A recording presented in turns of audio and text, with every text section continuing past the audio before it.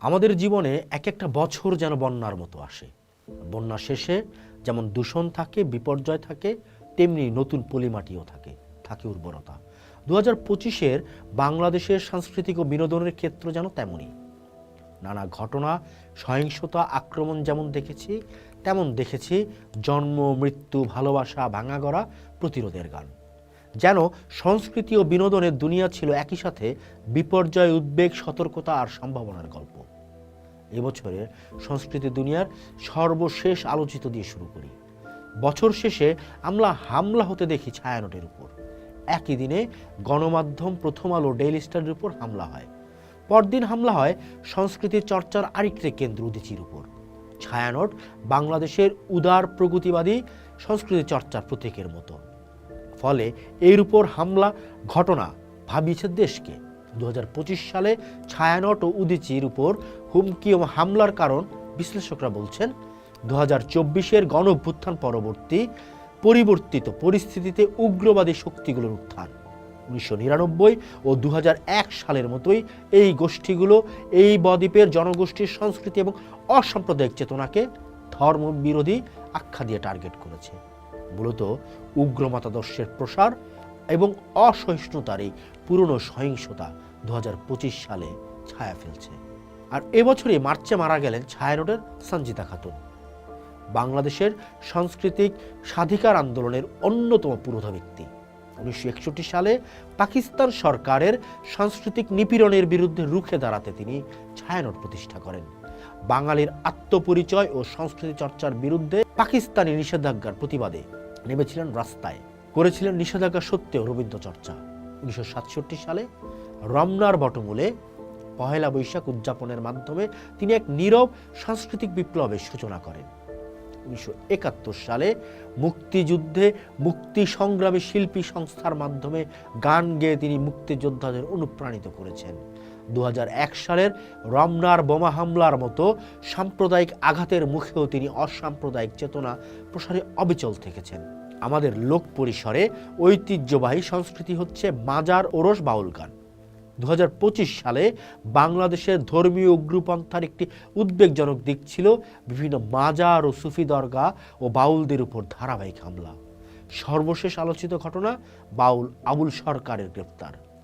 2024 সালের শেষ ভাগ থেকে শুরু হওয়া এই উগ্রবাদী তৎপরতা 2025 সালে নানা সময় ঘটতে থাকে।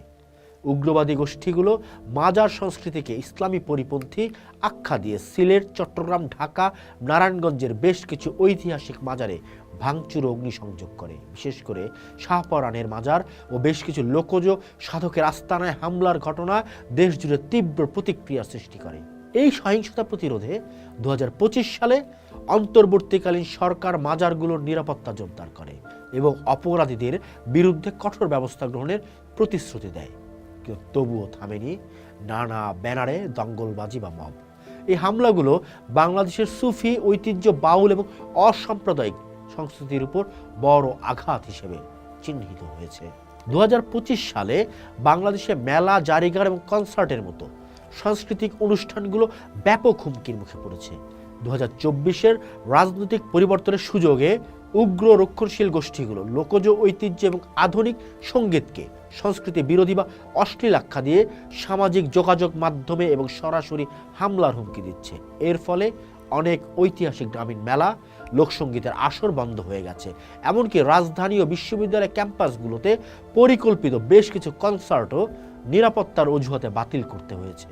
সরকার নিরাপত্তা নিশ্চিত করার কথা বললেও মাঠ পর্যায়ে সাংস্কৃতিক স্বাধীনতার এই সংকোচন সৃজনশীল কর্মীদের মধ্যে গভীর উদ্বেগ তৈরি করেছে। এত খারাপ খবরের মধ্যে ভালো খবরও আছে। যেমন মেরিনা তাবাসসুম, একজন স্থপতি, তার টেকসই এবং সামাজিকভাবে সচেতন স্থাপত্য নকশা 2025 সালে বৈশ্বিক স্বীকৃতি পায়, যা বাংলাদেশের গ্রিন গ্রোথ বা সবুজ প্রবৃদ্ধির সংস্কৃতিকে তুলে ধরে। জলবায়ু সহনশীল সাংস্কৃতিক কেন্দ্রের ভৌত অবকাঠামোকে নতুনভাবে সংজ্ঞায়িত করেছেন। তারপর ধরেন আসিফ সালেহীন, বর্তমান ডিজিটাল দুনিয়ায় সংস্কৃতির উপর আক্রমণ মোকাবেলায় অনলাইনে প্রতিরোধ তৎপরতা ও সাংস্কৃতিক কর্মকাণ্ডের অংশ হয়ে উঠেছে ফ্যাক্ট চেকিং। 2025 সালের বাংলাদেশে এই তৎপরতার ক্ষেত্রে অন্যতম হিসেবে আসিফ সালেহকে দেখেছি কৃত্রিম বুদ্ধিমত্তা বা এআই দ্বারা তৈরি ভুয়া ছবি এবং বিভ্রান্তিকর ভিডিওর বিরুদ্ধে জোরালো অবস্থান নিতে। প্রাতিষ্ঠানিক ফ্যাক্ট চেকার না হয়েও মেটা ডাটা বিশ্লেষণ এবং সুনির্দিষ্ট তথ্য প্রমাণ সহ গুজব প্রতিরোধে তার ব্যক্তিগত উদ্যোগ সর্বমহলে প্রশংসিত হয়েছে। বিনোদন অঙ্গনে বড় ঘটনা আরও ঘটেছে। বছরের শেষ দিকে বাংলাদেশের 3 চলচ্চিত্র অফিসিয়াল সিলেকশনে গেল আন্তর্জাতিক রটারড্যাম ফিল্ম ফেস্টিভ্যালে। মূল প্রতিযোগিতায় মেজবাউর রহমান সুমন পরিচালিত রোহিত, বিগ স্ক্রিন কম্পিটিশন বিভাগে রেজওয়ান শাহরিয়ার সুমিতের মাস্টার, ব্রাইট ফিউচার বিভাগে তাওকির ইসলামের পরিচালিত দেলুপি সিনেমা। বছরের মাঝামাঝিতে তানিম নূরের উৎসব সিনেমাটি আলোড়ন তুলেছিল মানুষের ভেতর।